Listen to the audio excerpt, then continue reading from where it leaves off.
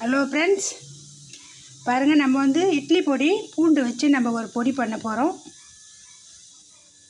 இந்த பூண்டு பொடி அவ்வளோ டேஸ்ட்டாக இருக்கும். இட்லி தொட்டு சாப்பிட்லாம், தோசைக்கு தொட்டு சாப்பிட்லாம், ரொம்ப நல்லாயிருக்கும். சாதத்துக்கும் நம்ம போட்டு சூடாக சாதத்தில் போட்டு இதில் போட்டு கொஞ்சம் நல்லெண்ணெய் விட்டு சாப்பிட்டோமா சூப்பராக இருக்கும். இந்த பொடிக்கு என்னென்ன பொருள் தேவைன்றது வாங்க வீடியோக்குள்ளே போகலாம். இந்த கப்பில் எல்லாத்தையும் நான் வந்து ஒரு கப்பு எடுத்துக்கிறேன். எல்லாம்னாக்கா உளுத்தம்பருப்பு ஒரு கப்பு, கடலைப்பருப்பு ஒரு கப்பு, உடைச்ச கடலை 1/4 கப்பு, 1/4 கப்பு விட கம்மியாக சாப்பாட்டு அரிசி, எள் ஒரு 2 டீஸ்பூனு, ஒரு கைப்பிடி அளவுக்கு கருவேப்பிலை நான் அலசி உணர்த்தி வச்சுருக்கிறேன். அதுக்கப்புறம் பெருங்காயம் தேவையான அளவு. இங்கே பாருங்கள், காஞ்ச மிளகாவில் வந்து நான் சாதா நீட்டு மிளகாவும் எடுத்துக்கிறேன், காஷ்மீரி மிளகாவும் எடுத்துக்கிறேன், ஈக்குவலாக எடுத்துக்கிறேன். இது பாதி அது பாதி. இது ஒரு 10 மிளகா, அது ஒரு 10 மிளகா எடுத்துக்கிறேன். உங்களுக்கு காரத்துக்கு ஏற்ற மாதிரி நீங்கள் எடுத்துக்கலாம். இப்போ வந்து எல்லாத்தையும் நம்ம உப்பு நான் காட்டல, உப்பு வந்து லாஸ்ட்டில் போடும் போது நான் சொல்கிறேன். இதில் பார்த்துங்க. எல்லாத்தையும் நம்ம பொன் வரவலாக தீ கம்மியாக வச்சு நம்ம வறுத்து எடுத்துக்கணும். வறுத்து எடுத்துகிட்டு உங்களுக்கு நான் இட்லி பொடி அரைச்சி உங்களுக்கு காமிக்கிறேன். வெயிட் பண்ணுங்க.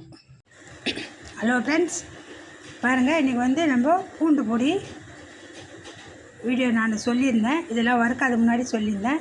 நம்ம வந்து எல்லாத்தையும் நான் ஒன்று சொல்ல மறந்துட்டேன். இது வந்து எதுவுமே எண்ணெய் போட்டு வறுக்கக்கூடாது. எண்ணெய் போட்டு வறுத்தோமா நம்ம இட்லி பொடி வச்சுருக்கும் போது ஒரு மாதிரி சிறு வாசனை வரும், எண்ணெய் அந்த வாடை வரும். எந்த பொருளுமே நம்ம எண்ணெய் போட்டு வறுக்கலை. பெருங்காயம், காஞ்ச மிளகா, உப்பு போட்டு நம்ம வறுத்து லாஸ்ட்டில் போட்டுக்கணும். இது பாருங்கள், நம்ம காரத்துக்கு ஏற்ற மாதிரி போட்டுக்க வேண்டியதான். எல்லாத்தையும் வறுத்துட்டேன். இப்போ வந்து எல்லாத்தையும் நான் அரைச்சிட்டு அந்த பவுட்ரு எப்படி இருக்குதுன்னு காமிக்கிறேன். பாருங்கள், இட்லி பொடி நம்ம அரைச்சாச்சு. என்னென்ன பொருள் இதில் சேர்த்துக்கிறோன்றது நான் வீடியோவில் சொல்லியிருக்கிறேன். இந்த மாதிரி நீங்கள் அரைச்சி சாப்பிட்டு பாருங்கள். சாப்பிட்டு பார்த்துட்டு பூண்டு நல்ல ஸ்மெல்லு வரும், உங்களுக்கே தெரியும். பூண்டு வச்சு தான் நான் அரைச்சிருக்கிறேன். அடுத்த வீடியோ போடும்போது நான் கொள்ளு வச்சு எப்படி ஒரு பொடி பண்ணுறதுன்றது காமிக்கிறேன், போடுறேன் ஒரு வீடியோ.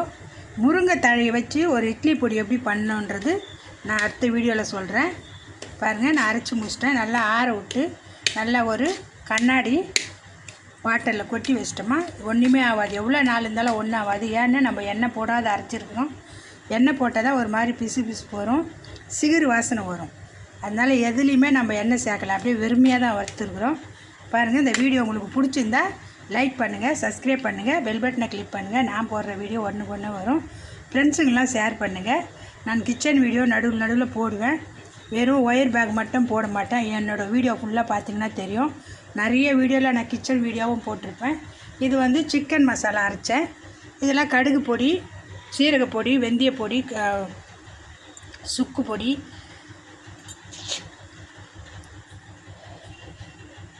சீரக பொடி, வெந்தய பொடி, சுக்கு பொடி, பெப்பர் பொடி எல்லாத்தையும் நான் வறுத்து எல்லாத்தையும் அரைச்சி இந்த வீடியோவில் போட்டிருக்கேன். இது மெயின் வந்து இட்லி பொடி தான். இந்த இட்லி பொடி வந்து நிறைய பேர் கேட்டாங்க போட சொல்லி, அதனால தான் நான் போட்டுக்கேன். நல்லா வந்திருக்குது பாருங்கள், சூப்பராக இருக்குது இட்லி பொடி. எங்கள் பசங்களே நிறைய பேர் கேட்டாங்க, நல்லா இருக்குதுமா அரைச்சி கொடுங்கன்னு, அதனால நான் அரைச்சி வச்சுக்கிறேன். இந்த வீடியோ பிடிச்சிருந்தால் கமெண்ட் பண்ணுங்கள், லைக் பண்ணுங்கள், சப்ஸ்கிரைப் பண்ணுங்கள். இந்த வீடியோ புதுசாக பார்க்குறவங்க சப்ஸ்கிரைப் பண்ணி பாருங்கள். ரொம்ப நல்லா வந்திருக்குது. இந்த இட்லி பொடி சூப்பராக இருக்கும். நீங்கள் இட்லியில், தோசையில் நல்லெண்ணெயோ இல்லை கடலை எண்ணெய் விட்டு சாப்பிட்டா கூட அவ்வளோ சூப்பராக இருக்கும். இது நான் ஏற்கனவே இந்த இட்லி பொடி அரைச்சிருந்தேன். சீக்கிரமாக காலி ஆகிடுச்சு. அவ்வளோ நல்லாயிருக்கும். எந்த இதுவும் நம்ம தேட தேவையில்லை. சட்னியா சாம்பாரா எதுவுமே தேட தேவை. இதை தொட்டு நம்ம எண்ணெயை ஊற்றி நம்ம தொட்டு சாப்பிட்டோமா அவ்வளோ சூப்பராக இருக்கும். இந்த வீடியோ பார்க்குறவங்களுக்கு எல்லாருக்கும் வணக்கம்.